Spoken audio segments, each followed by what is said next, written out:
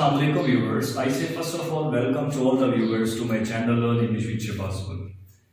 सबसे पहले मेरे चैनल को लाइक करें, सब्सक्राइब करें, शेयर करें और इसके साथ साथ बेल आइकन को प्रेस करें ताकि मेरी वीडियोस, मेरे लेक्चर्स आपको ऑन टाइम जो है वो मिल सके। देखिए आज का जो मेरी क्लास है, जो सेशन है, वो है इंग्लिश के हवाला से। हम बच्चे को एडमिशन करवाते हैं इंग्लिश में, ये किसी भी क्लास में, नर्सरी क्लास में या केजी क्लास में, तो बच्चा जो है वो इंग्लिश लर्न करना सीखता है।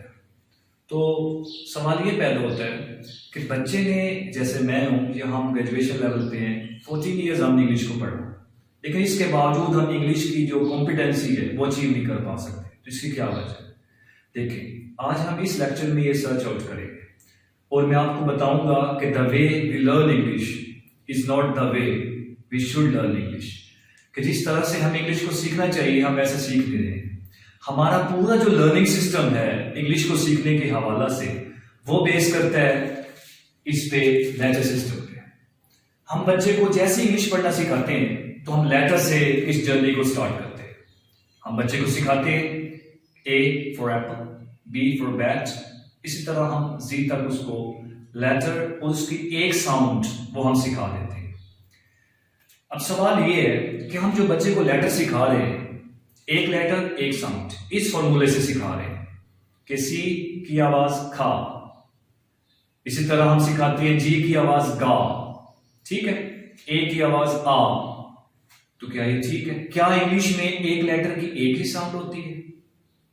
अगर नहीं तो फिर हम ऐसे क्यों सिखा रहे हैं? तो आज हम इसको थोड़ा एक्सप्लोर करेंगे और मैं आपको बताऊंगा कि कैसे हम इंग्लिश लैंग्वेज की लर्निंग को इजी जो है वो बना सकते हैं, एज अ टीचर भी, एज अ लर्नर भी।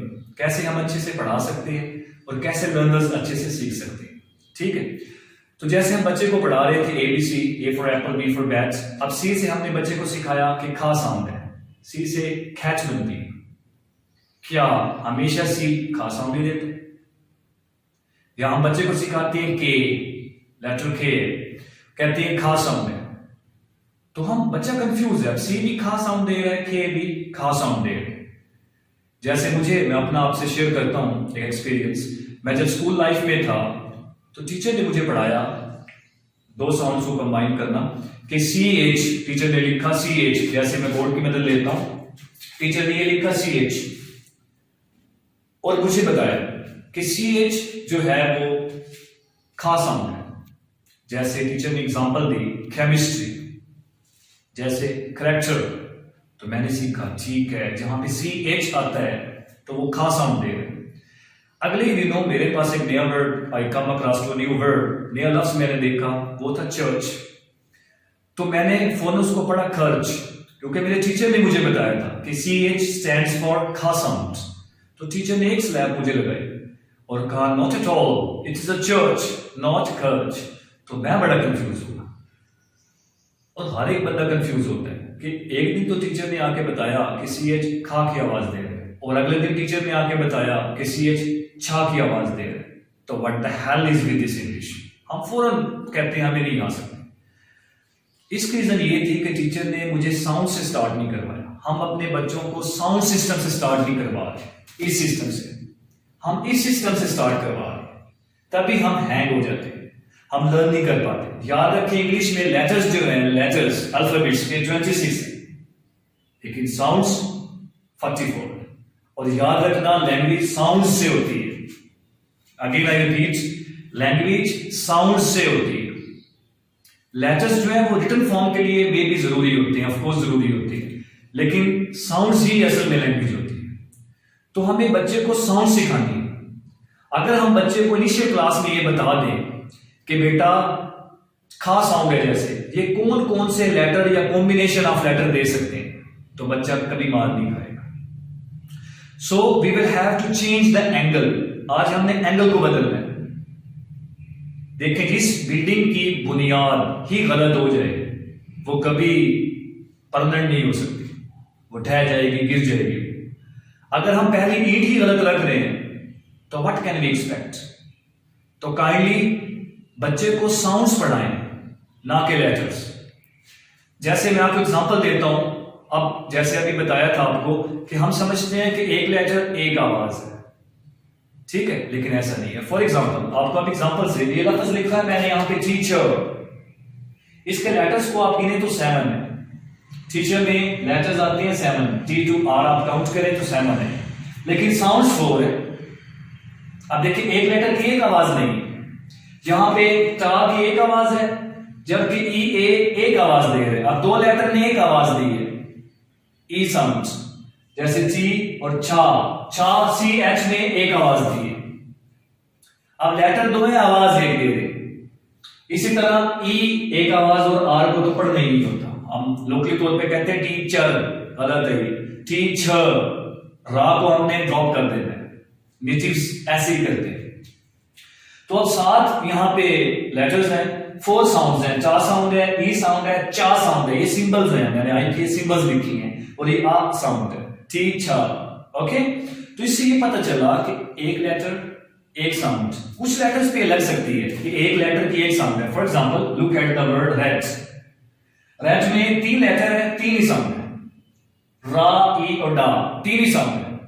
यहां तक तो बात ठीक है, लेकिन जब हम इससे निकलते हैं ना बाहर, तो फिर हमें वैरायटी नजर आएगी इंग्लिश में।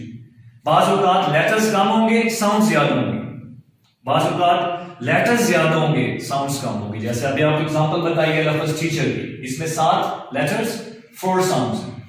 इसी तरह बाज़ औक़ात लेटर्स कम होंगे, साउंड्स ज्यादा। इसकी मिसाल है स्टूडेंट, जैसे ये लफ्ज लिखो है स्टूडेंट, इसको अगर आप काउंट करें 7 लेटर्स है, लेकिन साउंड्स 8 है इसके अंदर।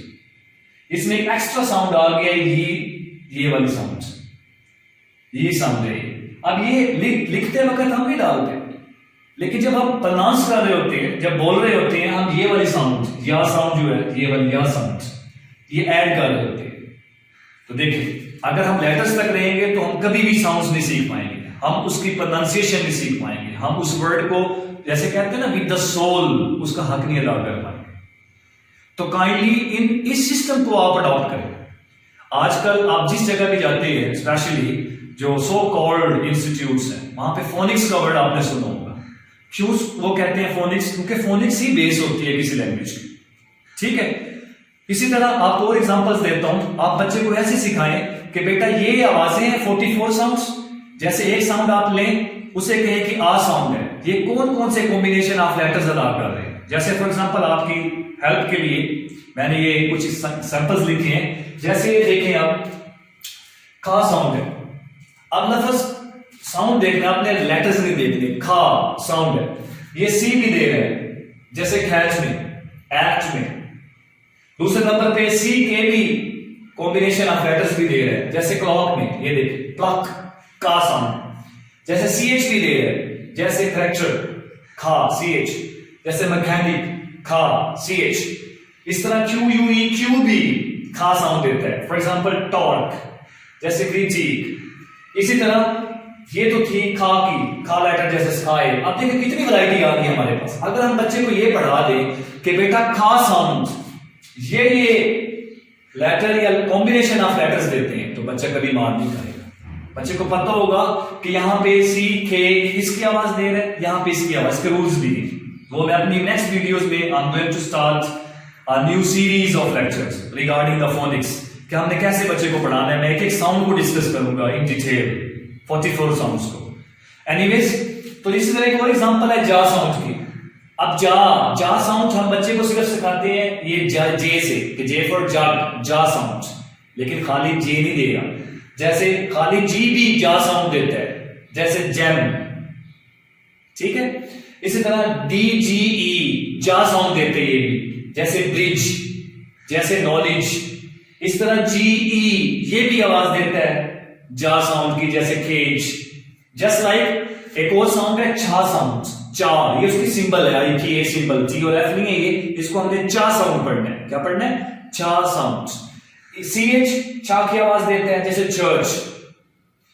टी प्लस यू ये आए तब भी छा की आवाज है, जैसे सेंचुरी। अब ची यू छा की आवाज दे रहे हैं। इस तरह टी सी एच आ रहे, ये भी छा की आवाज देते हैं, जैसे वॉच। एनीवेज, ये सारे सैंपल्स का मेरा मतलब कहने का ये था कि हमने बच्चे को साउंड्स को लर्न करना, साउंड्स को हमें फोकस करना सिखाना है। हमने जब भी इंग्लिश लैंग्वेज को, कोई भी भाषा हो, कोई भी लैंग्वेज हो, उसको पढ़ाने हम जा रहे हैं, तो we will have to start from the sounds. For God से not start with the letters, letters के साथ स्टार्ट ना करें। तो ये एंगल कन्वर्ट करें, एंगल को बदलें। इंशाल्लाह for our new generations English will be very simple, very easy and very smooth. तो अगर हम इस एंगल को बदल लेंगे तो इंग्लिश सीखना भी और पढ़ाना भी आसान हो जाएगा। और इंशाल्लाह नेक्स्ट अपनी वीडियोस में I will share each and every sound, मैं आपके साथ डिस्कस करूंगा हर साउंड को कि एक साउंड कितने फॉर्म्स के अंदर इंग्लिश में आ सकती है।